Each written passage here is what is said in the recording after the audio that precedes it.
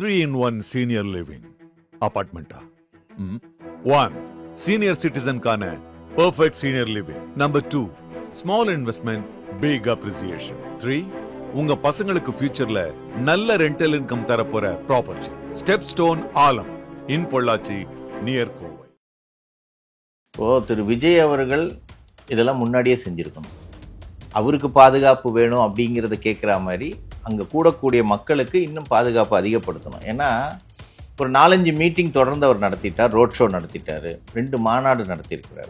நீங்கள் உச்ச நடிகர் ஆகிறதுக்கு 25 ஆண்டுகளுக்கு மேலே ஆயிருக்கு. அதை நீங்கள் முதல்ல உணரணும். இது எல்லாத்துக்கும் ஒரு அனுபவங்கிறது தேவை. நான் எடுத்தோடனே நான் கட்சி ஆரம்பிக்கிறேன், கட்சி ஆரம்பித்த உடனே நான் தமிழக மக்களை நான் சந்தித்து முதலமைச்சராக வர்றேன் அப்படிங்கும்போது விசிகா கட்சிக்காரங்க ரொம்ப உணர்ச்சி வசப்படுறவங்க. அவர் தலைவர் ஏதாவது சொல்லிட்டாருன்னா அவர் அடங்கமறு அத்துமீறு அப்படின்னு சொல்லுவார். புதிய தலைமுறையை நிப்பாட்டி வச்சிருக்கிறார். அப்போ ஊடகவியலுடைய கழுத்தை நெரிக்கிற மாதிரி தானே. ஜனநாயகத்தை நீங்கள் எப்படி காப்பாற்றுவீங்க? எனக்கு சாதகமாக இருந்தால் நான் ஒத்துக்குவேன், எனக்கு பாதகமாக இருந்தால் அந்த டிவி சேனலே க்ளோஸ் பண்ணுவேன். தமிழ் ஜனம்ங்கிற டிவிக்கு இன்னும் கேபிளில் நெட்வொர்க்லேயே கொடுக்கல தெரியுமா? 1.5 வருஷமாக அவங்க அப்ளை பண்ணி.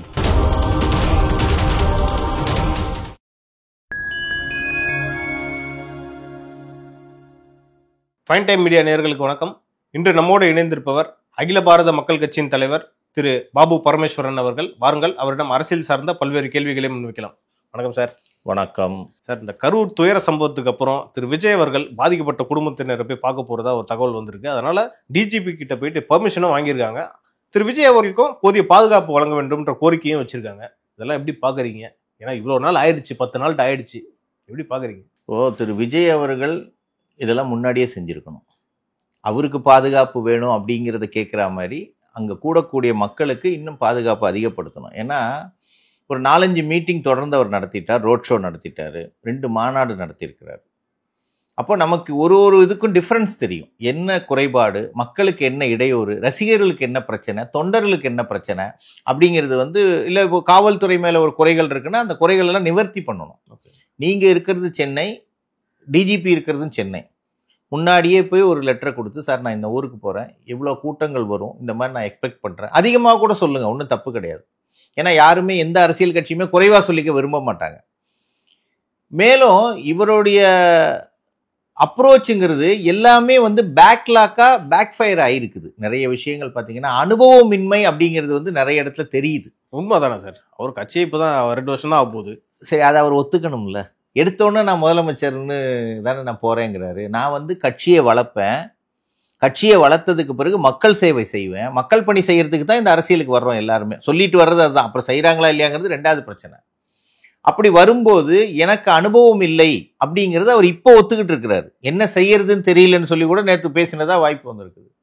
ஒரு தமிழக அரசியலில் மாற்றத்தை கொண்டு வருவேன்னு மக்களுக்கு வாக்குறுதி கொடுத்த ஒரு தலைவர் நடிகராக இருந்து தலைவர் ஆயிருக்காரு. அப்போ எல்லாரும் என்ன சொன்னாங்க? நீங்கள் நடிகர்னு சொல்லும்போது இல்லை நான் எல்லாத்தையும் விட்டுட்டு மக்களுக்காக என்னுடைய வருமானம் உச்ச நடிகர் அப்படிங்கிறத விட்டுட்டு நான் வந்துட்டேன். உங்களை உச்சத்துக்கு கொண்டு போய் வச்சது இதே மக்கள் தான்.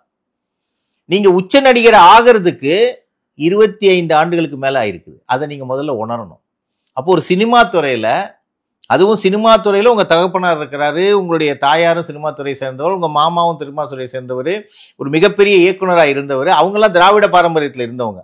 எஸ் ஏ சந்திரசேகர் பார்த்தீங்கன்னா கலைஞர் கதை வசனத்தில் நிறைய படங்கள் இயக்கியிருக்கிறார். அப்போ நீங்கள் வரும்போது ப்ரிப்பேர்டாக வரணும்.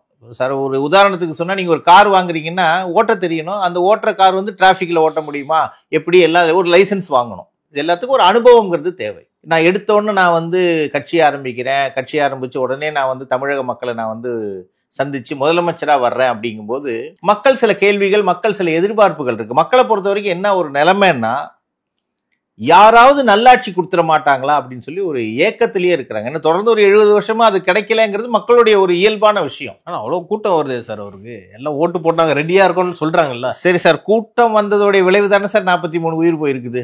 41 உயிர் பெரியவங்க, குழந்தைங்க இது போயிருக்குது. விபத்து அப்படி எடுத்து இல்ல, விபத்துங்கிறது வேற. அதாவது இயற்கை பேரிடருக்கும் செயற்கை பேரிடருக்கும் வித்தியாசம் இருக்கு சார். இது செயற்கையாக உருவாக்கப்பட்டது. கோர்ட் அதான் சொல்லியிருக்கு. ஏன்னு சொன்னா சார், இந்த இடத்துல எத்தனை பேர் உட்காரலாமோ அத்தனை பேர் தான் உட்காரலாம். அதை தாண்டி வரும்போது ஒரு நெருக்கடி உருவாகும். ஒரு லிப்ட்லயே 7 பேர் தான் போலாம், இவ்வளவு கேஜி தான் போலான்னு இருக்கு. அதுக்கு மேல போனா லிப்ட் என்ன பண்ணும்? நின்றும். அதே மாதிரி அந்த இடத்துல எவ்வளவு பேர் இருக்கலாம். நீங்க என்ன பண்ணணும், முதல்லயே ஒரு குழு அமைக்கணும். நீங்க சினிமா ஷூட்டிங்க்கு போகும்போது லொகேஷனுக்கு ஆள் அமைச்சு பார்ப்பாங்கல்ல, இதெல்லாம் செட் ஆகுமா போகும். ஒரு சினிமா ஷூட்டிங்கே நீங்க நடத்த முடியல, ரசிகர்கள் கூட்டத்தோடைய தொல்லைகள் அவ்வளவு இருக்குது. அப்ப இந்த மக்கள், தமிழ்நாடு மக்களும் ஆந்திரா மக்களுக்கும் ஹீரோ வர்ஷிப்னு ஒண்ணு அதிகங்க. பொதுவாவே நீங்க பாத்தீங்கன்னா சினிமா நடிகர்களை தூக்கி வைத்து கொண்டாடுறாங்க. தெய்வத்துக்கு மேலே இங்க நாங்கெல்லாம் அனுபவத்துல பார்த்திருக்கோம். என் டி ராமராவ்னு பழைய சீஃப் மினிஸ்டர் இல்லையா, அவர் சினிமா நடிகராக இருக்கும்போது இந்த சிவாஜி வீட்டு பக்கத்துல ஒரு வீடு இருக்குது. அவர் காலையில வந்து சிகரெட்டோட மேல நிப்பாரு, கீழே தேவடுன்னு நிப்பாங்க. ஆந்திரா மக்கள் நின்னது இதெல்லாம் கண்கூடா நாங்க பார்த்தது. இன்னைக்கு நமக்கு வந்து வீரபாண்டிய கட்டபொம்மன் ஆகட்டும், வஉசி சிதம்பரனார் ஆகட்டும், தேசிய தலைவர்கள் ஆகட்டும், சுதந்திர போராட்ட எல்லாருமே சிவாஜி தான் நமக்கு ஞாபகத்துக்கு வராது. அந்த தலைவர்கள் முகம் நமக்கு ஞாபகத்துக்கு வராது. அந்த அளவுக்கு மக்கள் மனதில் இடம் பிடித்திருக்கிறாங்க. ஆனால் இவர்களுக்கெல்லாம் அரசியல் பாரம்பரியம் ஒண்ணு இருந்துச்சு, இவருக்கு அது இல்லை. அப்ப அந்த அனுபவத்தை கத்துக்கிட்டு வரணும். என்டிஆருக்கு என்ன சார் இருந்துச்சு அரசியல் பாரம்பரியம்? இல்ல, என்டிஆருடைய ஏஜ் எப்பங்க அவர் சிஎம் ஆனாரு? என்டிஆர் வந்து அப்போ வந்து பாத்தீங்கன்னா எம்ஜிஆர் என்டிஆர் அப்படிங்கிற மாதிரி இருந்து நிறைய திட்டங்கள் அவர் கொண்டு வந்தாரு. இப்போ கிருஷ்ணா தண்ணி நமக்கு வருதுன்னு சொன்னா அது காரணம் என்டிஆர் தான். ஒரே ஒரு இரவுல வந்து எம்ஜிஆர் போய் பேசி டக்குன்னு அப்போ 30 கோடி ரூபாய் ஏதோ ப்ராஜெக்ட் அது இன்னைக்கு வந்துச்சா இல்லையா சார்? அவர் அரசியல் வர்றதுக்கு என்ன பாரம்பரியம்? இல்ல, அரசியல் வர்றதுக்கு அங்க வந்து அப்ப இருந்தது வந்து காங்கிரஸோடைய ஆட்சி இருந்துச்சு, வேற எந்த கட்சியுமே கிடையாது. இன்னைக்கு விஜய்க்கு எப்படி ஒரு ஆதரவு இருக்குதோ அங்க சினிமா மோகம் பிடித்தவர்கள், அங்க ரசிகர்கள் அதிகம். அப்போ காங்கிரஸையே பார்த்துக்கிட்டு இருந்தவங்க டக்குன்னு ஒரு நடிகர் நமக்கு தெரிந்தவர். இன்னைக்கு இத்தனை ரசிகர்கள் இருக்காங்களே, இதுல ஏஜ் பாத்தீங்கன்னா எல்லாம் பிலோ 40 தான், பிலோ 35 தான். ஏன்னு சொன்னா அவர்களுக்கு தெரிந்த அரசியல் தலைவர் இன்னைக்கு விஜய். இவர்களுக்கு அரசியல் அனுபவம் இவர்களுக்கும் கிடையாது. எந்த தேர்தலை இவங்க பார்த்திருப்பாங்க? 18 வயதானவர்களும் ஓட்டு போட்டவங்களும் அரசியல் எப்படி நடத்தணும், இல்ல தேர்தல் எப்படி நடக்குங்கிற தேர்தல் விதிமுறைகளே தெரியாது. எப்படி என்டிஆருக்கு அரசியல் அனுபவம் இல்லாம சிஎம் ஆனாரோ அதே வாய்ப்பு விஜய்க்கு இருக்குன்றத நம்ம எடுத்துக்கலாம். என்டிஆரோடைய திரையுலக அனுபவமே எத்தனை வருஷம்?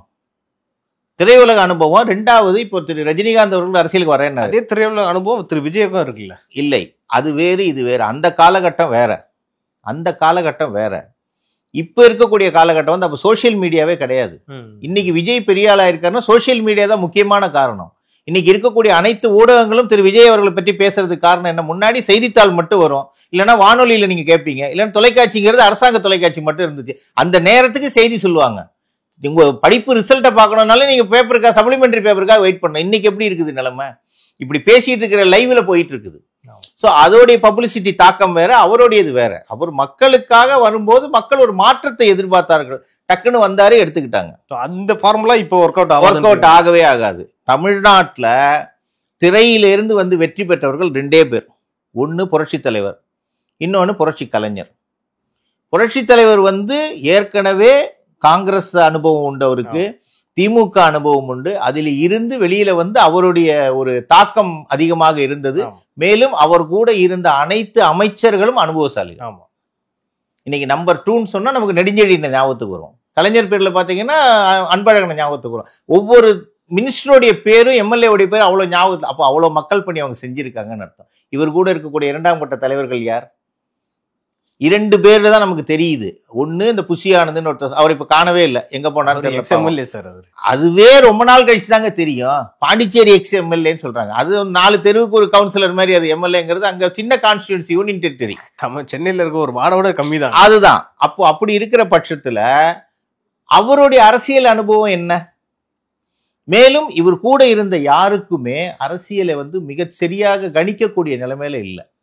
ஒரு 2-3 பேர் இருந்தாங்க. பட் 2ஆம் கட்ட தலைவர் அவர்களுமே தனிச்சையா முடிவெடுக்க முடியாது. இப்போ நீங்க டிஎம்கே எடுத்துக்கிட்டீங்கன்னா ஒவ்வொரு மாவட்ட செயலாளரும் ஒரு சக்கரவர்த்தி மாதிரி இருப்பாங்க. அந்த மாவட்டம் அவங்க பேர்ல நீங்க வந்து கும்பகோணம்னு எடுத்தீங்கன்னா கோசிமணிங்கிற ஒரு பேர் எல்லாருக்குமே தெரியும். வீரபாண்டி ஆறுமுகம்னா தெரியும், ஆற்காடு வீராசாமினா தெரியும், துரைமுருகன்னா தெரியும். அப்ப என்ன, மக்கள் மனதில் அவங்க மக்கள் பணி செஞ்சு இத்தனை வருடங்கள் இருந்திருக்கிறாங்க. அத மாதிரி நீங்களும் வாங்க, மக்கள் பணி செய்யுங்க. ஒரு 5 வருஷம் போகட்டும். உங்களுடைய பணியை பார்த்து மக்கள் நிச்சயமாக உங்களுக்கு வாக்களிப்பாங்க. ரசிகர் கூட்டத்தை நம்பி நீங்கள் இறங்காதீர்கள். ரசிகர் கூட்டத்தை நம்பி இறங்கின அனைத்து நடிகர்களுமே தேர்தலில், இதை விட பெரிய உதாரணம் நடிகர் திலகம் சிவாஜி கணேசன். எம்ஜிஆருக்கு ஈக்குவலா இருந்தவர் நடிப்புல. அவரை இன்னைக்கும் ரெஃபரன்ஸ் அவர் தான். ஒரு டிக்ஷனரின்னு சொன்னா நமக்கு சிவாஜி. அவரே தோத்துட்டாரு அவருடைய தொகுதியிலேயே. இதெல்லாம் முன்னுதாரணம். டி ராஜேந்தர், பாக்கியராஜ், நிறைய பேர், சரத்குமார், இந்த மாதிரி ஒரு ஹிஸ்டரியை நீங்க எடுத்துக்கலாம். கார்த்திக், அதான் சொல்றேனே, ஒரு பெரிய ஒரு பாரம்பரியம் இருக்குது. இவர்கள் யாருமே செய்ய முடியாது, திரு விஜய் செய்வார்கள் அப்படின்னு சொல்லி அவர் ரசிகர்களும் அவரும் நம்புறாரு. இன்னொன்னு, இந்த உசுப்பேத்தி விடுறதுங்கிற மாதிரியான விஷயம் ஆயிப்போச்சு விஜய் விஷயத்துல. பகுத்தாய்ந்து இது நமக்கு சரியா வருமா வராதா? ஒரு சினிமா எடுக்கும் போதே 100 வாட்டி கதை கேட்கிறாருல சார், 100 சேஞ்சஸ் பண்றாரு இல்லையா? ஒரு மக்களுடைய வாழ்வே நாங்க கொண்டு போய் ஒப்படைக்கணும் இல்லையா? தமிழ்நாட்டு மக்களுடைய 6.5 கோடி மக்களுடைய வாழ்வாதாரம் யாரை நம்பி இருக்குது? அரசை நம்பி இருக்குது. பகுப்பாய்வு மாட்டார்ன்றதை நம்ம உறுதியா சொல்ல முடியாதுல்ல, அவரும் யோசிச்சு தான் முடிவு எடுத்திருக்கு. என்ன முடிவு சரியா இருந்திருக்குது? எடுத்த முடிவு சரியா இருந்தா இன்னைக்கு ஏன் இவ்வளவு தூரம் ஒரு இடையூறுகள் வருது? ஒரே டார்கெட் தான் சார். அவர் அவருடைய ஒரு திரைப்படத்தை டிஎம்கேவை சேர்ந்த திரைப்பட நிறுவனம் கேட்டதுக்கு கொடுக்கல, தியேட்டர் அதிகமா கிடைக்கல அப்படிங்கிற ஒரு கோபத்தின் வெளிப்பாடாகத்தான் அவர் கட்சி ஆரம்பித்தார். ஒரு மிரட்டல், ஆளுகின்ற திமுகவுக்கு ஒரு மிரட்டல். அப்புறம் அவர் என்ன பிளஸ் பாயிண்டா நினைச்சாருன்னா, திமுகவை எதிர்த்தாலே நம்ம கட்சியை நடத்திடலாம்னு நினைச்சாரு. இப்படி அதிமுக மாதிரியா? அதிமுக தொண்டர்கள் இருக்காங்க சார். உங்கள்ட்ட தொண்டர்கள் எவ்வளவு? அவர் முதல்ல ஒரு டிக்ளேர் பண்ணார்ல, 50 லட்சம் 2 கோடி நீங்க ஆன்லைன்லயே நீங்க பதிவு பண்ணிக்கலாம் அப்படின்னு சொல்லிட்டு. பட் இது எதுவுமே நடைமுறையில் வரல. நான் கூட கேட்டேன், 6.5 கோடி மக்கள்ல 2 கோடி மக்கள் உங்களுக்கு நீங்க ஆட்டோமேட்டிக்காவே நீங்க சிஎம் ஆயிருவீங்களே, ஏன்னா 30% உங்களுக்கு வந்துருச்சே அப்படின்னு சொல்லி கேட்டேன். இது அவர் மிக தாமதமாக எடுத்திருக்கிற முடிவு. இதே முடிவை அந்த நிகழ்ச்சி நடந்த அன்னைக்கே டிஜிபிட்ட போய் நான் மக்களை சந்திக்கணும், எனக்கு உரிய பாதுகாப்பு வேணும்னு கேட்டிருந்தாருன்னா இன்னைக்கு இமேஜ் வேற மாதிரி கேட்டார். தகவல் வந்துச்சு, போலீஸ் பெர்மிஷன் கொடுக்கலன்ற மாதிரி யாரும் கேட்கல. அவர் தான் ஏர்போர்ட்ல ஓடின ஊடகவியல் காட்சிகள் தான் நிறைய வருது சார். ஏர்போர்ட்ல நின்று ஒரு பேட்டி கொடுத்துட்டு போக வேண்டியதானே சார்? இந்த இதுக்கு நான் வருந்துறேன், நிச்சயமாக சென்னை போன பிறகு உடனே நான் திரும்பி வந்து பண்றேன்னு சொல்றதுக்கு என்ன இருக்குது சார்? மக்கள் தலைவராக வரணுங்கிறீங்க, முதலமைச்சராக வரணுங்கிறீங்க, மக்களை நான் காப்பாற்ற தான், தமிழ்நாட்டை காப்பாற்ற தான் நான் வர்றேன், இந்த அராதக ஆட்சியை நான் நீக்க போறேன்னு சொல்றீங்க. எல்லாத்தையும் நாங்கள் ஒத்துக்கிறோம். மக்கள் செத்து போயிருக்கிறாங்களே, அதுக்கு இன்னைக்கு வரைக்கும் எல்லாரும் சொல்லி பேசி முடிச்சதுக்கு அப்புறம் டெல்லியிலேருந்து கூட ஒரு டீம் வந்துட்டு போயிருச்சு. எல்லாம் முடிச்சதுக்கு அப்புறம் இன்னைக்கு போய் நான் எல்லாத்துக்கும் கண்கட்ட பிறகு சூரிய நமஸ்காரம் அப்படிங்கிற மாதிரி இன்னைக்கு போய் நான் டிஜிபி இங்கே தானே இருக்காரு, நீங்க பர்மிஷன் கேட்டு வாங்கியிருக்க முடியாதா? போனா பாதுகாப்பு இல்லை. இல்ல அப்படி பார்த்தா கூட பெர்மிஷன் கொடுக்க மாட்டாங்களா சார் இதுக்கப்புறம்? இல்ல, இனிமே எதுக்குமே பர்மிஷன் கொடுக்க மாட்டாங்களா? அப்படி பார்த்தா கூட்டம் நடத்துறதுக்கு பர்மிஷன் கொடுத்துருவாங்களா? இனிமே ரொம்ப கஷ்டம். எல்லா கட்சிகளுக்குமே இது ஒரு பிரச்சனையா போகும். அவருக்கு மட்டும் இல்லை, அவர்னால எல்லாருக்குமே ஒரு பெரிய பிரச்சனையா தான் போகுது. 6 மாசத்துல எலெக்ஷன் வரும்போது இந்த நேரத்துல இந்த மாதிரி ஒரு கட்டுப்பாடு வந்துருச்சு. இப்ப எல்லா கட்சியும் ரொம்ப கோபமா தான். இனிமே எந்த கட்சியில சாதாரண ஒரு உயிரிழப்பு இயற்கையா நடந்தா கூட, ஒரு ஹார்ட் அட்டாக்ல இறந்து போனா கூட பழி யார் பேர்ல வரும்? அந்த கட்சி கூட்டத்தை நடத்தினவங்க பேர்ல வரும். அதனால இது மிக தாமதமான முடிவு.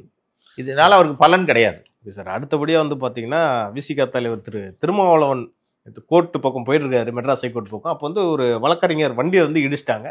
அங்க ஒரு வாக்குவாதம் மாதிரி ஏற்பட்டோடனே என்ன பண்ணாங்கன்னா, விசிகாவினர் இவங்களை தாக்குனதா ஒரு செய்தி வந்துச்சு. இது ரொம்ப பரபரப்பா பேசிட்டு இருக்காங்க சார். பாத்தீங்களா அந்த செய்தியை? பார்த்தேன், நேற்று ஊடகங்கள் மூலமாக சில காட்சிகளை நான் பார்த்தேன். நான் பொதுவாகவே விசிகா கட்சிக்காரங்க ரொம்ப உணர்ச்சி வசப்படுறவங்க. அவர் தலைவர் ஏதாவது சொல்லிட்டாருன்னா அவர் அடங்கமறு அத்துமீறு அப்படின்னு சொல்லுவார் அவரு. ஸோ அதை கேட்டுக்கிட்டு இவங்க செயல்படுறாங்க. அவர் நல்ல விஷயங்கள் சொன்னா அதை எடுத்துக்க மாட்டாங்க சார். அடங்கமறு அத்துமீறுனா அவங்களுக்கு அரசியல் ரீதியான இதுதான் சார், இல்ல ரவுடிசம்ன்ற மாதிரி கிடையாது இது சார். அவர் சொன்னது எந்த நோக்கிலன்னு நீங்க புரிஞ்சுக்கிறதுல இருக்குல்ல. நான் நல்ல விதமா சொல்றேன் சார், நான் நல்ல விதமா சொல்றேன். திருமாவளவன் நல்ல விதமாவே சொல்லியிருக்கிற அடங்கமறு, ஒன்னு மேல அடக்குமுறையை கொண்டா நீ அடங்கமறு, அதுக்கு அதான் அர்த்தம். அத்துமீறுனா உன் மேல தேவையற்ற விதிகளை போட்டாங்கன்னா அத்துமீறு அப்படின்னு சொல்றத நீங்க நல்ல விதமா சொல்லும் போது ஒரு சாதாரண இளைஞனா இருக்க எனக்கு என்ன தோணும்? அதை நான் எப்படி எடுத்துக்கிறேன்னு நீங்க எப்படி டிஃபைன் பண்ண முடியும்? நீங்க சொல்லக்கூடிய விதம் வேற, நான் எடுத்துக்கிட்ட விதம் வேற. நம்ம தலைவரே சொல்லிட்டாரு, நம்ம யாருக்கு அடங்க வேண்டாம். இளைஞர்கள் மத்தியில் ஒரு துடிப்பு இருக்குமா இருக்காதா? இது தவறான வழிகாட்டல தானே போகும். அந்த தவறான வழிகாட்டலோடைய அங்க இருந்தது யாருமே இளைஞர்கள் கிடையாது, வழக்கறிஞர்கள். அதுதான் சார். அவர் எங்க இருந்து வந்தார்? இளைஞரா இருந்தானே வந்திருக்காரு. வழக்கறிஞர் பிரிவுனா இன்னும் என்ன தெரியுமா? இப்ப இடிச்சவரும் வழக்கறிஞர் தானே. அப்ப அவர் வேற கட்சிக்காரரா? வேற கட்சிக்காரரா இருக்கும்போது அப்ப கட்சி ரீதியான தாக்குதல் மாதிரி தானே இது தெரியுது. என் தலைவர் வண்டியில் இடித்தது யார் அப்படின்னு போலீஸ் விசாரணை பண்ணட்டும். தவறு யார் மேலங்கிறத யார் முடிவு பண்ணணும்? காவல்துறையே முடிவு பண்ண முடியாது, நீதிமன்றம் தான். அதுவும் நீதிமன்ற வாசல்லே நிலம் நடந்திருக்கு. ஒரு வழக்கறிஞருக்கே இந்த நிலைமைன்னா பொதுமக்களுக்கு எப்படி இருக்கும்? அப்ப நாளைக்கு ஒரு பொதுமக்கள் சாதாரண ஒரு நீங்களோ நானோ போய் ஒரு கார்ல தெரியாம இடிச்சிட்டோம், இல்ல அவர் நம்ம கார்ல இடிச்சாலும் அக்யூஸ்ட் நம்ம தான் ஆயிடுவோம்.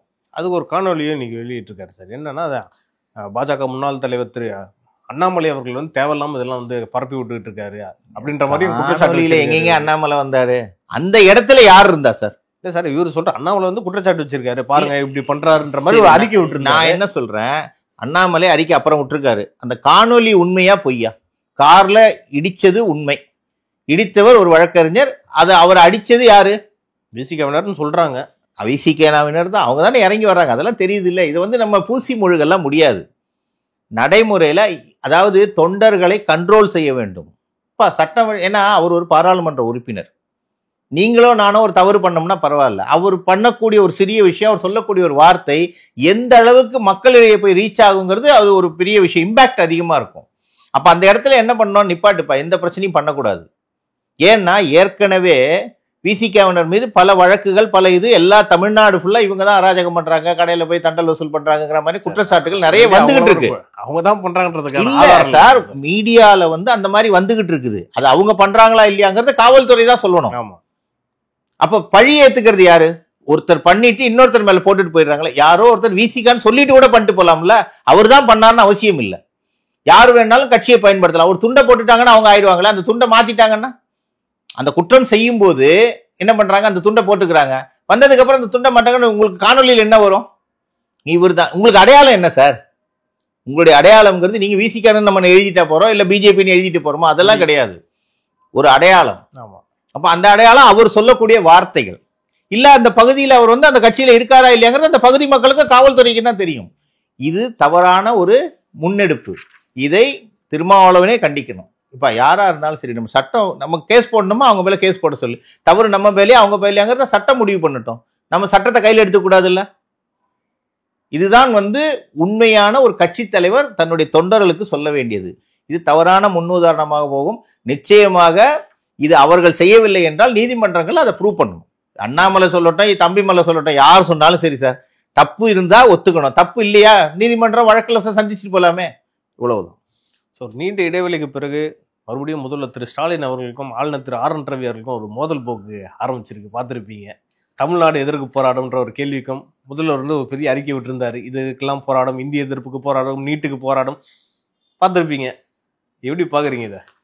இல்ல, தமிழ்நாடு அரசுக்கும் இப்போ இருக்கக்கூடிய திமுக அரசுக்கும் ஆளுநருக்கும் சண்டைங்கிறது வந்து இப்போ இல்லை, இவங்க பதவியேற்றதுலேருந்தே இருக்குது. சார் இன்னொரு விஷயம் என்னன்னா, கரூர் விஷயம் இவ்வளவு பரபரப்பா பேசிட்டு இருக்கிறப்போ இது வந்து டைவர்ட் பண்றதுக்கான ஒரு டாக்டிக்ஸ்னு நிறைய பத்திரிகையாளர் வந்து சொல்லிக்கிட்டு இல்ல, அது அப்படி நம்ம எடுத்துக்க முடியாது. கரூர் வந்து பாத்தீங்கன்னா உயிரிழப்புன்னு நடந்திருக்கு, அதுக்குரிய விசாரணைக்கு ஒரு கமிஷன் போட்டாச்சு. திரு அருணா ஜெகதீஷன், திருமதி அருணா ஜெகதீஷன் வந்து அவங்க அதுக்கு விசாரணை இதாக வந்திருக்காங்க. அவங்க தான் ஏற்கனவே ஸ்டெர்லைட்டுக்கும் வந்த நீதிபதி அவங்க தான். உடனடி நடவடிக்கைகளாக அது நடந்துகிட்டு இருக்குது. அதன் மேலேயே நிறைய விமர்சனங்கள் இருக்குதுன்னு வச்சுங்க. அது அப்புறம் இப்போ ஆளுநர் வந்து ராமலிங்க அடிகளாருடைய பிறந்தநாள் தினத்துக்கு வந்து ஒரு இது சொல்லும்போது வெளியில் வந்து பார்த்தா எல்லா போஸ்டும் தமிழ்நாடு போராடும்னு இருக்கான்னு சொல்லி அவர் கேட்டதுக்கு நம்ம தலைவர் வந்து முதலமைச்சர் வந்து சொல்லியிருக்கிறது வந்து தமிழ்நாடு எல்லாத்துக்கும் போராடணும். அப்போ ஆளுநர் கேட்குறாரு, தமிழ்நாடு எதுக்கு போராடும், எதற்காக போராடணும், நல்லா அமைதியாக தானே இருக்கு அப்படின்னு சொல்லி பேசுறாரு. அப்போ இவங்க ஒரு லிஸ்ட் கொடுக்குறாங்க. இந்த லிஸ்ட் எல்லாமே அறத பழசு. இவர் வந்து ஆளுநர் வந்து பல்வேறு மசோதாக்களை நிறுத்தி வச்சாரு, அதெல்லாம் வந்து சட்ட போராட்டம் பண்ணி. சரிங்க, நான் ஒண்ணு கேக்குறேன், நான் அனுப்புறது எல்லாம் சரியான ஃபைல்னு எப்படி சார் நமக்கு தெரியும்? அதை தான் சார் மீன் பண்ணி சொல்லியிருப்பாரு. இவர் வந்து எதுக்குமே மசோதாக்கு ஒப்புதல் கொடுக்க மாட்டாரு, அதுக்கு எதிராக போராடும். அதான் சொல்றேனே, அந்த மசோதா முறையான மசோதா. இப்போ இவங்களே துணைவேந்தர்கள் நியமனத்துக்கு போய் நீதிமன்றத்துல இருந்து வாங்கிட்டு வந்தாங்களா? அப்போ கொண்டாடினாங்களா? ஆளுநரை வந்து நாங்க இது பண்ணிட்டோம், நீதிமன்றம் கொடுத்துருச்சுன்னு சொல்லி கொண்டாடினாங்க இல்லையா? போங்க. அந்த மாதிரி நீங்க தனிப்பட்ட முறையில வந்து நீங்க வந்து ஒரு சொல்றதுக்கும் கேள்விக்கு பதில். ஆளுநர் கேட்கறது வந்து என்னத்துக்கு போராடுன்னு கேட்டா நீட்டுக்கு போராடும். சரி, நீட்டுக்கு எத்தனை வருஷமா போராடுவீங்க? நீங்க எலெக்ஷன்ல என்ன சொல்லி நீங்க வந்தீங்க? முதல் கையெழுத்து நீட்டை ரத்து பண்றது தான். அது பண்ண முடியுமா? மத்திய அரசால சட்டமாக்கப்பட்டு அனைத்து மாநிலங்களிலையும் தொடர்ந்து நீட்டு நடந்துகிட்டு இருக்குது. நீட்டின் மூலமாக நிறைய மாணவர்கள் வெற்றி பெற்றிருக்கிறாங்க. சாதாரண மாணவர்கள், ஏழை மாணவர்கள் வெற்றி பெற்றிருக்காங்க. எந்த பெற்றோராவது நீட்டு வேண்டான்னு சொல்லியிருக்காங்களா? மாணவர்கள் நீட்டு வேண்டான்னு சொல்லியிருக்கிறாங்களா? அப்போ கல்வி நிதி கூட மத்திய அரசு வந்து வழங்கல, அதெல்லாம் போராடி தானே சார். கல்வி நிதின்னு சொல்லாதீங்க, அது தவறான வார்த்தை. கல்வி நிதி கிடையாது, அது பொதுவான கல்விக்கு உண்டான நிதி கிடையாது, ஒரு ஸ்கீமுக்கு உள்ளது. சமக்ர சிக்ஷா ஒரு ஸ்கீம். அந்த ஸ்கீமை நீங்க ஏத்துக்கிட்டா அந்த பணம் உங்களுக்கு வரும். கட்டாய கல்வி. கட்டாய கல்வி கிடையாது சார், அடிப்படை கல்வியே அதுதான். கட்டாய கல்வினா உங்களை நான் ஃபோர்ஸ் பண்ணி படிக்க வைக்கல சார் 3 இது வச்சிருக்கீங்க, இதுல எது வேணுமோ நீங்க எடுத்துக்கங்கன்னு சொல்றீங்க. 2 இது நீங்க கம்பல்சரியா எடுத்து தான் ஆகணும். அது தமிழ் இங்கிலீஷ்னு சொல்லிட்டீங்க. 3வது மொழி என்ன? இப்ப புதிய கல்விக் கொள்கைன்னு நீங்க ஒன்னு இன்ட்ரோடியூஸ் பண்ணீங்க இல்லையா? இதே முதலமைச்சர் இன்ட்ரோடியூஸ் பண்ணாரு. புதிய கல்விக் கொள்கையுடைய சாராம்சம் என்ன? அவர் அந்த மாணவர் எந்த மொழியின் அடிப்படையில் அவருடைய லாங்குவேஜ் இருக்குதோ, மாநில கல்வி எதுல இருக்காரோ அந்த கல்வியை போதிக்கணும், அதுக்கு ஆசிரியர் வேணும்னு சொன்னாங்க. அது இங்கிலீஷ் தமிழை தவிர கன்னடம், தெலுங்கு, ஹிந்தி, மராத்தி எதுவா இருந்தாலும் மும்மொழியா அது வரணும். அப்போ அதுவும் மும்மொழி கொள்கை தானே. நீங்க தேசிய கொள்கையில நாங்க ஒத்துக்க மாட்டோம்னு சொல்லிட்டு அதுக்கு புதுசா ஒரு பேர் வச்சு புதிய கல்விக் கொள்கைன்னு போட்டீங்க. சரி, நீங்க போட்டீங்க, நல்ல திட்டம்னே வச்சுக்கோங்க. புதிய கல்விக் கொள்கையோ பழைய கல்விக் கொள்கையோ முதல்ல அதை சொல்லிக் கொடுக்க வாத்தியார் வேணுமா வேண்டாமா? எந்த ஸ்கூல்ல வாத்தியார் முழுமையா இருக்காங்க? 4500 தலைமை ஆசிரியர்கள் பதவி இன்னும் நியமிக்கப்படல. ஆதி திராவிட நலப்பள்ளியிலேயே கிட்டத்தட்ட எவ்வளவோ நியமனங்கள் நடந்தது. 2013க்கு அப்புறம் என்னுடைய இது சரியாக இருந்தால் கிட்டத்தட்ட 20,000 ஆசிரியர்கள் ரிட்டையர்மெண்ட்ல போயிருக்கிறாங்க. கேந்திர வித்யாலயால கூட தான் சார் தமிழ் வாத்தியார்கள் இல்லைன்ற குற்றச்சாட்டு இருக்கு சார். கேந்திர வித்யாலயாங்கிறது கவர்மெண்ட், சென்ட்ரல் கவர்மெண்ட்ல வேலை பார்க்கறவங்களுக்கு வேற ஊருக்கு போனால் அந்த கல்வி தடைபடக்கூடாதுங்கிறதுக்காக சென்ட்ரல் கவர்மெண்ட் ஸ்டாஃபுக்காக வச்சிருக்கக்கூடிய ஸ்கூலு. நீங்க உங்க பிள்ளைய போய் அங்க சேர்க்கறீங்கன்னு சொன்னா அது உங்களுடைய விஷயம். ஏன்னா அங்க கல்வி நல்லா இருக்குன்னு சொல்லி போய் நீங்க சேர்க்கறீங்க. உங்களை வாங்க கேந்திர வித்யாலயம் சீட்டு கிடைச்சிருமா சாதாரணமா ஒருத்தருக்கு? ஃபர்ஸ்ட் ப்ரையாரிட்டி யாரு கொடுப்பாங்க? Central government, transferable central government employee. இதெல்லாம் பேசிக் ரூல்ஸ் இருக்குது. பட் இங்க நீங்க உங்களுடைய ஸ்கூல் நடத்துறீங்களே தனியார் பள்ளியில, ஹிந்தி இருக்கா இல்லையா? பிரெஞ்சு இருக்கா இல்லையா? ஜாப்பனீஸ் இருக்கா இல்லையா? சிபிஎஸ்இ போர்டுல இருக்கிறதுனால சார், சிபிஎஸ்இ போர்டு ஸ்கூல்ல நீங்க நடத்துறீங்க, அதுல ஹிந்தி இருக்கா? ஹிந்தி லாங்குவேஜ் இருக்கா? பாடத்திட்டம் கண்டிப்பாக இருக்கு. அப்போ காசு கொடுத்து ஹிந்தி படிக்கிறவனை இலவசமா ஹிந்தி படிக்க விட்டா என் ஸ்கூல் போனி ஆகாது. என் ஸ்கூலு அவன் அங்க ஃப்ரீயா படிச்சு போயிடுவானே. சார், எடப்பாடி பழனிசாமி இருக்கும்போது 7.5% உள்ஒதுக்கீடு கொடுத்தாரா? அதுல இன்னைக்கு எத்தனை மாணவர்கள் ஃபீஸ் கட்டாம படிச்சுட்டு இருக்காங்க? நல்ல மாணவர்கள். எனக்கே அனுபவம் இருக்குது. என்னுடைய மகள் கூட படிக்கிறவங்க அந்த மாதிரியான மாணவர்கள் நிறைய பேர் இருக்கிறாங்க. அப்ப அந்த மாதிரி அதை 7.5% ஆக்கி இருக்கலாமா? அதுக்குதான் சொல்லியிருக்காங்களே சார். எப்போ? கண்கட்ட பிறகு சூரிய நமஸ்காரம். 5 வருஷமா என்ன சார் பண்ணீங்க?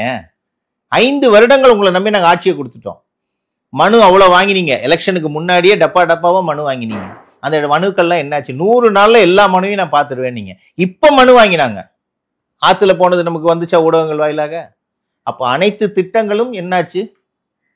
இது எல்லாமே தேர்தல் நேரத்துல இந்த சொல்லுவாங்க, கடைசி நேரத்துல சங்கரான்னு சொன்ன மாதிரி தேர்தல் வரப்போகுதுன்னு உடனே 6 மாசத்துக்கு முன்னாடி நீங்க பரப்புரைய ஆரம்பிச்சிட்டீங்க. அப்போ வாக்குறுதிகள் கொடுக்க முடியாது. ஏன்னா தேர்தல் விதி நடைமுறைக்கு வந்துச்சுன்னா நீங்க வாக்குறுதிகள் கொடுக்க முடியாது. அப்படி பண்ணும்போது என்ன பண்றாங்க? இப்ப இருந்தே ஆரம்பிச்சு அப்பா ஒரு பக்கம், மகன் ஒரு பக்கம், அவங்க ஆளாளுக்கு ஒரு பக்கமா பிரச்சாரத்துக்கு போயிட்டு இருக்கிறாங்க. இது மக்கள் மீண்டும் இவர்களை நம்ப மாட்டார்கள். ஏன்னு சொன்னா நீங்க கொடுத்த வாக்குறுதி என்னாச்சு? ஏற்கனவே கொடுத்தீங்க, அதே வாக்குறுதியை திரும்பி பிரிண்ட் அவுட் எடுத்து வேணா திரும்பி கொடுப்பாங்க. 100% நிறைவேற்றிட்டேங்கிறாங்க. எதை நிறைவேற்றினேன்னு சொல்லி ஒரு வெள்ளை அறிக்கை கொடுக்கணுமா வேண்டாமா? உங்கள் மேல குற்றச்சாட்டு வைக்கிறாங்க. பதிலுக்கு ஒன்றிய அரசையும் கேட்பாங்களா சார்? இவ்வளவு வேலை வாய்ப்பு கொடுக்குறேன்னு நீங்க மோடி கொடுத்தாரா? ஒன்றிய அரசு கொடுத்த எதையுமே இவங்க வெளியில கொண்டு வரல. ரேஷன்ல போடக்கூடிய அரிசி இருக்குல்ல, யார் கொடுக்குறா? மத்திய அரசா மாநில அரசா? மத்திய அரசு. மாநில அரசு இப்ப ஒண்ணு இல்ல, நம்ம ஊர்ல மெட்ரோ திட்டம் நடக்குது இல்ல, ஏன் தாமதமாச்சு? ஒன்றிய அரசு நிதி கொடுக்கல. அதெல்லாம் இல்ல, ஸ்டேட் கவர்மெண்ட் நான் பண்ணிக்கிறேன்னு சொல்லாங்க. ஸ்டேட் ஃபண்ட்ஸ்ல நான் பண்ணிக்கிறேன். நிர்மலா சீதாராமன் ஃபைனான்ஸ் மினிஸ்டர் எவ்வளவு தெளிவா கொடுத்தாங்க உங்களுக்கு. நீங்க பண்ணிக்கிறேன்னு சொன்னீங்க. இந்த ஸ்கீம் ஸ்டேட் கவர்மெண்ட் அலாட்டட். நீங்க பண்றீங்களா? நாங்க பண்ண இல்ல, நாங்களே பண்ணிக்கிறோம். நாங்க அப்புறம் பண்ண முடியாது. போன இதுல 6000 கோடி கொடுத்தாங்க. இப்ப வேக துரிதம் நடந்துட்டு இருக்குல்ல. அப்ப இதை நீங்க என்ன பண்ணிருக்கணும் சார்? மக்களுடைய வாழ்வாதாரம் இப்ப எவ்வளவு டிராபிக் சார் நம்ம ஊர்ல. ஒரு இடத்துக்கு ஒரு இடம் மூவ் பண்றதுக்கு சென்னையை பொறுத்த வரைக்கும் பாத்தீங்கன்னா இந்த திட்டத்தோடைய தாமதத்தினால எவ்வளவோ பேர் பாதிக்கப்படுறாங்க. ஒரு அவசரத்துக்கு ஆம்புலன்ஸே போக முடியல. ஏன்னா அவ்வளவு நெருக்கடிகள், வாகன பெருக்கம் அதிகமாயிருச்சு. அப்ப இது எல்லாத்துக்குமே நம்ம தொலைநோக்கு பார்வை வேணும். மத்திய அரசு கொடுக்குறாங்கிறதுக்காக அதை வேண்டான்னு சொல்லக்கூடாது. இன்னைக்கு ஒரு ஃபண்டு கொடுக்கலன்னு சொல்லிட்டு நீங்க அந்த ஸ்கீமை மறைச்சிட்டீங்க. எதற்காக அந்த ஃபண்டு அப்படிங்கறத மறைச்சிட்டீங்க. ஆனால் ஃபண்டு கொடுக்கலங்கிறது ஒரு பப்ளிசிட்டி பண்றீங்க. மும்மொழி கொள்கையை மாத்தி புதிய கல்விக் கொள்கைன்னு பேர் வைக்கிறீங்க. மத்திய அரசுக்கு ஒன்றிய அரசுன்னு பேர் வைக்கிறீங்க. பேர் மாற்றங்கள் மட்டும்தான் நடக்கும். இப்ப ஆதி திராவிட அந்த விடுதிக்கெல்லாம் என்ன பேரு, அது மட்டும் மாத்தினா போதும். அதுல உள்ள போய் பாருங்க என்ன நிலைமையில இருக்காங்க மாணவர்கள், எவ்வளவு ஒரு அவல நிலையில இருக்காங்கன்னு நீங்க போய் பாருங்க. இது எல்லாமே ஊடகங்கள் வெளியில கொண்டு வர்றாங்க. அப்படி வந்ததுக்கு தான் புதிய தலைமுறையை நிப்பாட்டி வச்சிருக்கிறாங்க.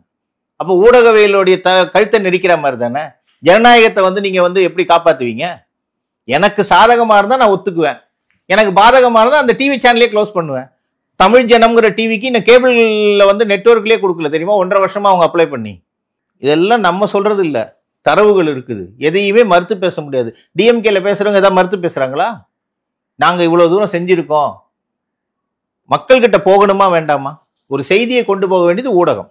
அப்ப அந்த ஊடகம் போகும்போது ஊடகத்தோடைய கழுத்தை பிடிச்சிட்டு நீங்க பேசக்கூடாதுன்னு சொன்னா ஏன் வதந்தி பரப்புறாங்க? அதனால வந்து எது வதந்தி? அப்ப அது வதந்திங்கிறத நீங்க ப்ரூவ் பண்ணணும்ல சார். வதந்தியாக இருந்தால் இவர்கள் சும்மா இருக்க மாட்டாங்க. சட்ட ரீதியா நடவடிக்கை எடுக்கலாம்ல, டெஃபர்மேஷன் சூட் போடலாம்ல.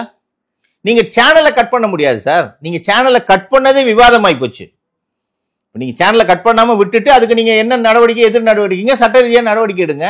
அதை விட்டுட்டு சேனலை நீங்க கட் பண்ணீங்கன்னு சொன்னா அப்ப மக்கள் ஏன் சேனலை கட் பண்ணாங்க, அப்ப என்ன தவறு இருக்குது அப்படிங்கிற மாதிரி வரும். இது வந்து மதுரையில சில மாதங்களுக்கு முன்னாடி முதல்வர் போகும்போது ஒரு சாக்கடை ஓடுது, அதை மறைக்கிறதுக்காக எவ்வளவு பெரிய பெட்ஷீட் மாதிரி காட்டன் மாதிரி போட்டு மறைச்சு வச்சிருந்தாங்க. இது குஜராத்ல ட்ரம்ப் வரும்போது மறைச்சாங்களா? அது மாதிரியா? இல்ல, அது அதாவதுங்க வெளிநாட்டுக்காரன் வந்து நம்ம நாட்டை தப்பா நினைக்க கூடாதுன்னு செய்யறது ஒரு பக்கம். முதலமைச்சருக்கு தெரியாது அது. அப்ப நியாயப்படுத்துறீங்களா? இல்ல, நியாயப்படுத்துறது இல்லைங்க. ஒரு சில அது யார் செஞ்சிருக்கணும்? மாநில அரசு தான் செய்யணும். மத்திய அரசு வந்து அதை செய்ய சொல்லுவாங்க. இப்போ மாநில அரசு கிட்ட இருக்க அதிகாரத்தை நீங்க எடுத்த உடனே மாநில சுயாட்சியை பறிச்சிட்டீங்கன்னு வேற வர்றீங்க. ஏதாவது ஒரு திட்டத்தை அவங்க சொன்னா, இப்ப கவர்னர் சொன்னதுக்கே என்ன குதிக்கிறீங்க? இவங்களுக்கு என்னன்னா, இந்த என்ன சொல்ல, ஆகாத பொண்டாட்டி கைப்பட்டா குத்தம் கால்பட்டா குத்தங்க மாதிரி எது மத்திய அரசு கொண்டு வந்தாலும் அதை நாங்க ஒத்துக்க மாட்டோம் அப்படிங்கிற மாதிரியான பார்வையில் இருக்கிறாங்க. இது மாற்றினால் மட்டும்தான் மக்கள் பணிகள் நடக்கும். மக்கள் திட்டங்கள் செயல்படுத்தினா மக்கள் உங்களுக்கு வாக்களிப்பாங்க. இல்லைன்னு சொன்னா அதுக்கப்புறம் உங்க பாடு மக்கள் பாடு. நடப்பு அரசியல் குறித்து நம்ம நிறைய பேசணும். இது குறித்து அடுத்தடுத்த நிகழ்ச்சிகள் இன்னும் நம்ம டீட்டெயிலாக பேசலாம் சார். நன்றி சார். நன்றி, வணக்கம்.